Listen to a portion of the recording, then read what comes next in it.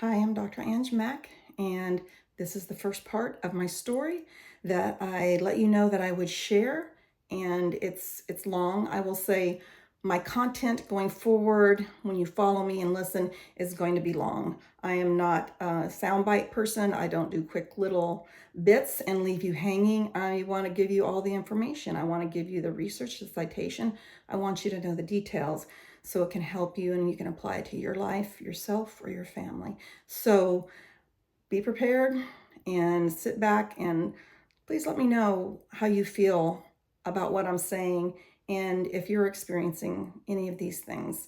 As a little bit of background, I want you to know some things about me, where I come from, what my education is, what my experience is, why this is so incredibly important, and why I am now moving my integrative health work with a focus in women and midlife. So background, I went into the Army in the mid-80s.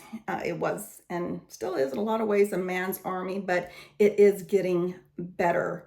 The struggles were there, and I did learn a lot being in the Army. Went in as an E1, went all the way from E1 to E5 in 2 years, and I became a non-commissioned officer, E5 sergeant in the Army.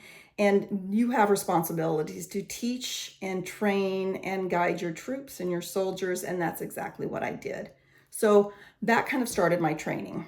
I was also in school at the time, University of Maryland. I was doing my undergraduate in microbiology with a minor focus in psychology. Biology, microbiology, medicine has always fascinated me, specifically in the areas of genetics. And that came full circle when my first son was born and he had a rare genetic condition. We'll get back to that. So my military training, I was in for about 5 years, active duty. I went Army National Guard. I got my commission through the North Carolina National Guard, HUA.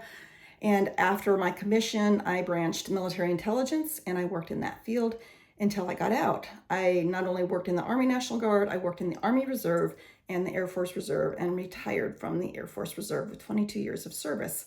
So a lot of military time. But during that time when I wasn't active duty, I was working for the Food and Drug Administration, managing biohazard level 3 facilities, working on multiple research protocols with multiple investigators and people. After that, I was in the health industry for quite a while.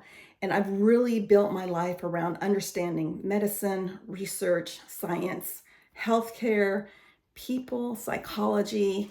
You can know everything there is to know about a particular molecule or program, but if you don't know how to give that to those that it can help, it's not doing a lot of good. So I'm here kind of as a translator at this point, translating and being the bridge for medicine and research and lived experience so I can bring this all to you. After or during the military and afterwards, I was working and training military medical students at the Uniformed Services University of the Health Science, and that's where a lot of our military go and do their medical training. So I was training medical students and working with investigators at a very, very early age of 18 and onward. So I've had a lot of experience early on in this area. I also want to say that after my undergraduate in microbiology, I went on to pursue a master's in public administration.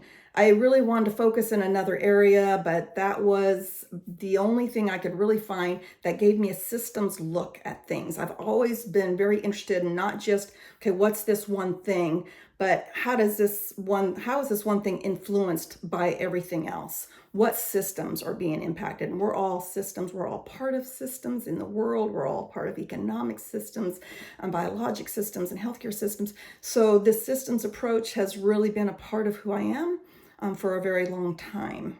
During graduate school, I became pregnant with my first son. He was born. And 2 years later, he was diagnosed with a very rare X-linked condition called X-linked hypophosphatemia.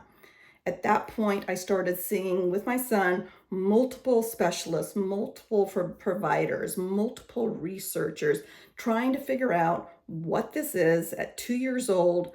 Why is he suffering? What is it that I can do to prevent his suffering and give him the best and healthiest life ever? It's a very hard time in my life as an individual, as a mom, as a wife. But the silver lining is that I dove into understanding what whole person health is.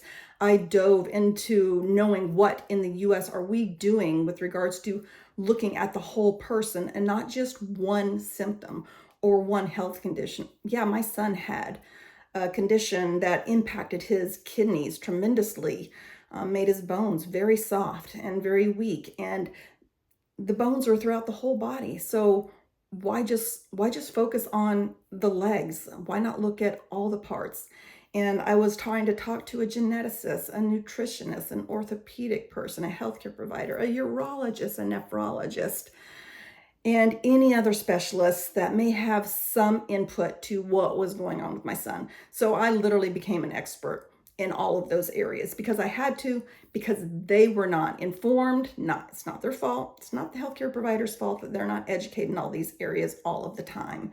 But this condition was very rare. So I had to become the expert.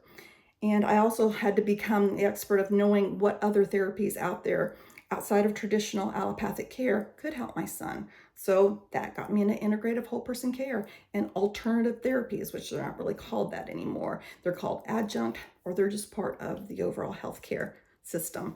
So integrative medicine, yes, there was a movement in the US in the early 2000s, early 2000s when I dove into it.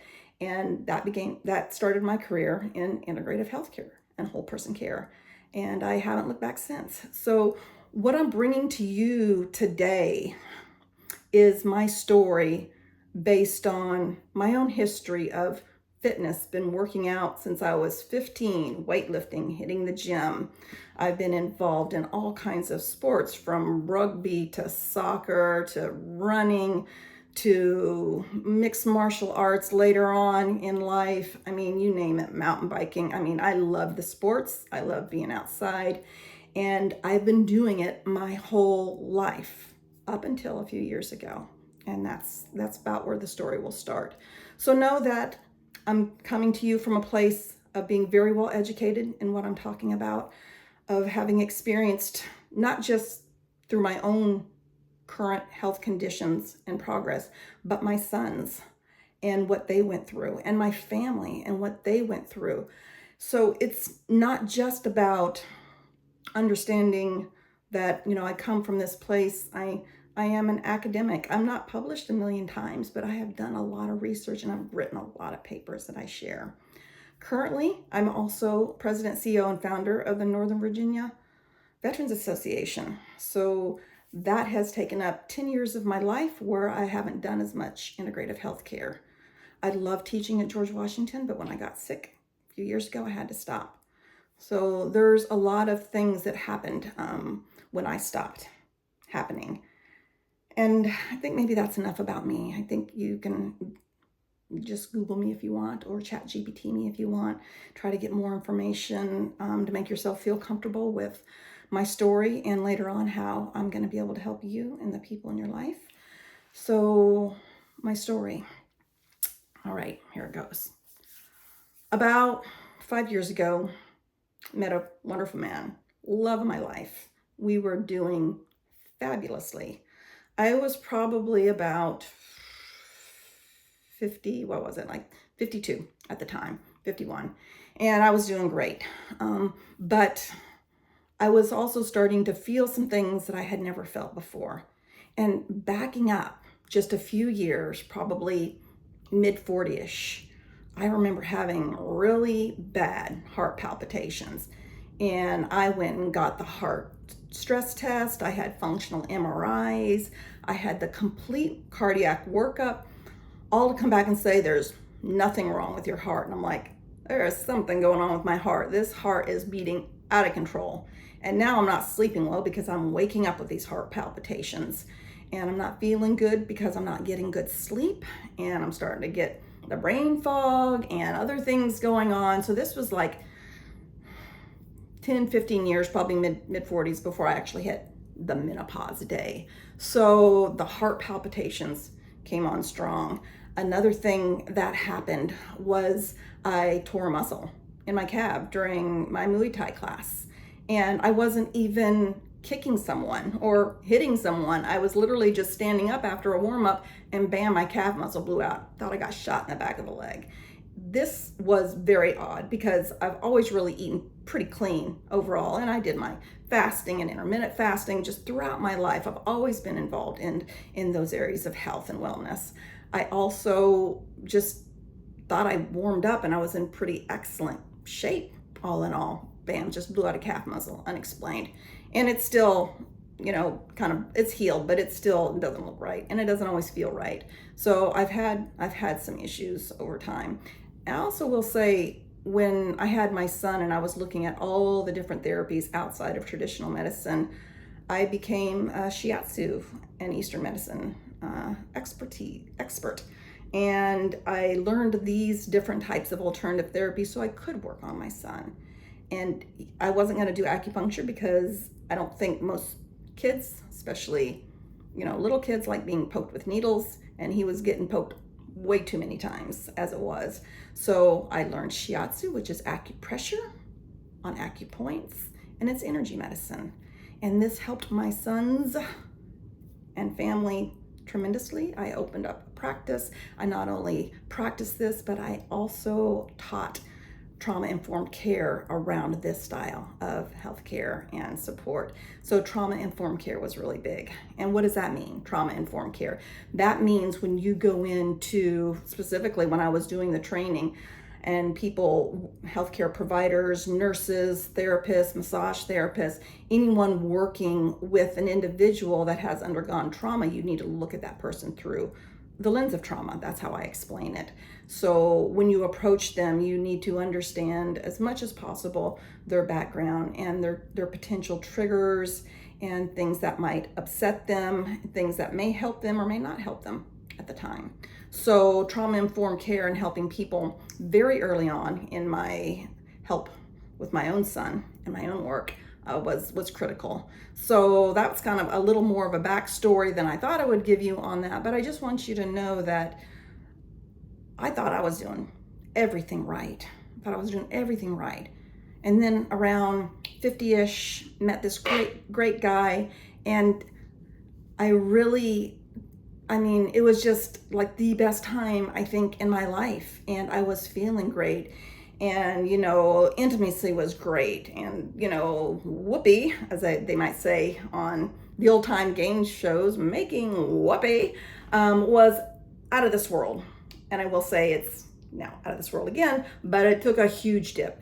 So there was a lot of things that started coming on with me that really made me stand up and take notice, maybe more so than someone who wasn't very athletic or into sports, into weightlifting. If I don't know how perimenopause is what I was in. I don't know how perimenopause, the time before you actually hit the day of menopause, I don't know how that affects everybody. It could be brain fog, it could be hot flashes, could be torn muscles, like what happened with me, just kind of cellular dehydration. Even though I was taking in all the fluids, there were things I obviously wasn't doing right enough because I didn't know. I was doing everything the same that I've always done my whole adult life with regards to working out and keep myself healthy and fit and nutritionally strong. So I really, really was shocked when I started getting these bizarre symptoms. And this is where things really got bad for me. So in a great relationship, person wasn't around a ton, but just because he traveled and worked and things like that. So that gave me time to really reflect on some of the things that were going on. And let me say this, when your body starts to fail you and you're doing everything right, it is scary.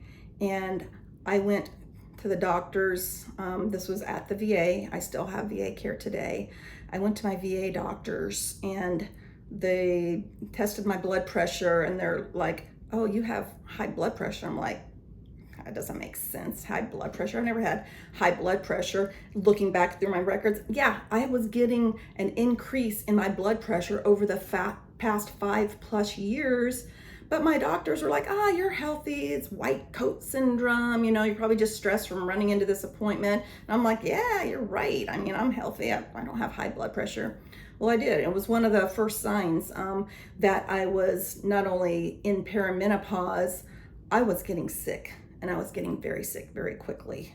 So I had high blood pressure. Then I was looking at my cholesterol labs. My cholesterol had also crept up. And I'm like, that makes no sense either, because I'm not changing anything in my diet. In fact, I think I'm eating better because I wasn't feeling good. It's like, what can I change in my diet? What can I do to make me feel, healthier? What do I need to eat and drink? Supplement. Looking at every supplement that came onto the market that might help me. So what happened next? I was diagnosed with high blood pressure, and I also started getting these bizarre spasms in my muscles to where they would contort and hold and hurt and just squeeze my muscles. And they started in my arms, and it would just literally just pull my arm in and not let go.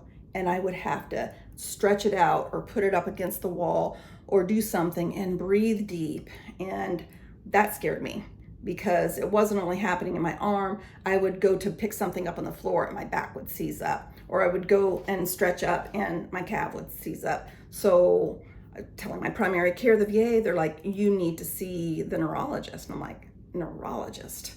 What does neurology have to do with all of this? But I went and saw the neurologist. And during that time, they did the muscle testing where they put the needles into your muscles and they see how they respond. I had many of those appointments over the years, and I tell you, some of the most pain I've ever been in. So they did the muscle testing and they looked at my responses, and I was getting worse over time. I was getting fatigued. My brain was not working. I couldn't think. And I ran a nonprofit. I had employees.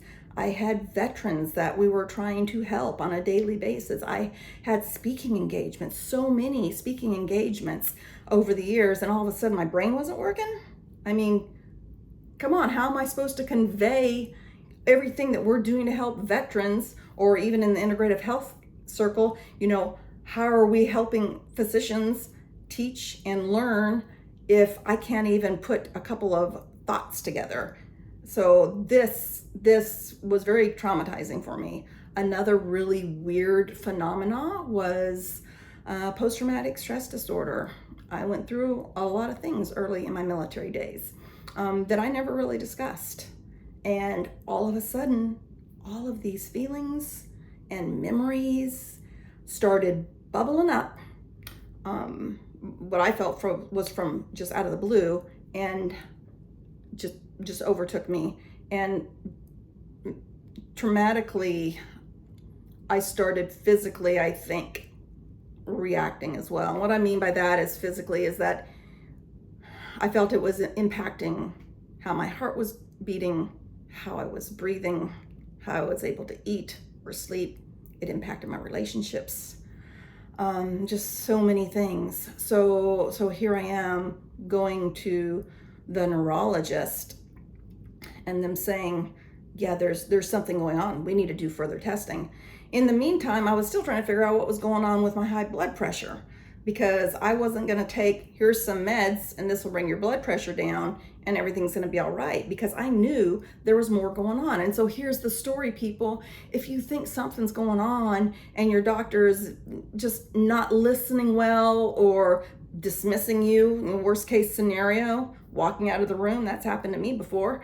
Some of these doctors are just not good. Some of them are fabulous. Some are so fabulous, but some just don't take it well that they don't understand, or they can't answer your questions. So I was having high, like 200 over 100, like critically high blood pressure spikes. And I wanted a second opinion. So after I saw the vascular and cardiovascular doctors and nephrologists and neurologists at the VA, I said, I need to see someone on the outside. So I went to University of Virginia's Academic Medical Center.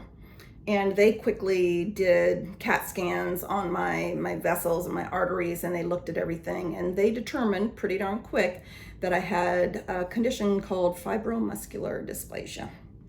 Okay, fibromuscular dysplasia. So what that is, it's when inside your arteries, the tissue builds up. So here's your, can you see it? Here's your, let's say, this is for me, my renal artery. Both sides, left and right side of my kidneys. The renal arteries come off your kidneys and the tissue builds up. So over time, your arteries inside get smaller and smaller and smaller. And within the renal arteries, the kidneys, when that happens, it causes your blood pressure to go higher and higher.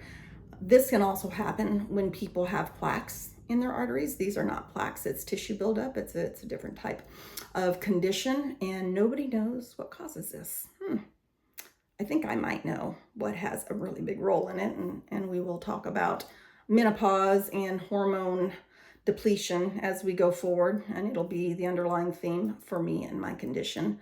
But UVA health doctors, I was seeing cardiovascular surgeon, also a gastrointestinal doctor because I was having issues with ongoing constipation. I was having swallowing issues. I saw UVA's, was it nephrology as well? And also there are allergists there because I was having bizarre reactions to medicines. They would try me on a blood pressure medicine and I would break out in hives. So I would have to stop it. And Benadryl didn't help. It actually made it worse.